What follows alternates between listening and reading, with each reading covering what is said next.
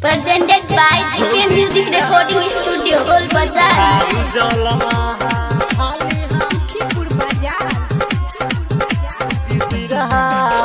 पहला सोमवारी कके तैयारी, हाथ में लक फूल डाली, भौजी सिरहा वाली। पहला सोमवारी कके तैयारी, हाथ में लक फूल डाली, भौजी सिरहा वाली। ये भौजी सिरहा वाली, ढारू जल हाली हाली, भौजी सिरहा वाली, जल ढारू हाली हाली, भौजी सिरहा वाली। भौजी सिरहा, भौजी सिरहा, ढारू जल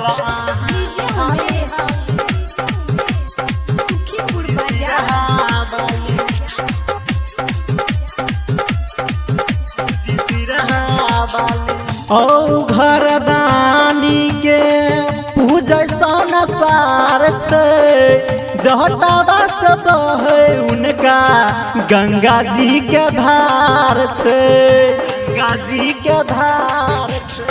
ओ घरदानी के पूजै संसार छै, जटावा से बहे उनका गंगा जी के धार छै।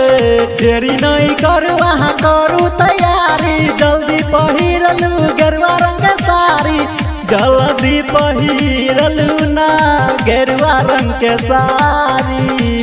कतेक देर लगैया भौजी पेन्हैला कान के बाली, भौजी सिरहा वाली। ये भौजी सिरहा वाली, ढारू जल हाली हाली, भौजी सिरहा वाली, जल ढारू हाली हाली, भौजी सिरहा वाली। भौजी सिरहा, भौजी सिरहा, ढारू जल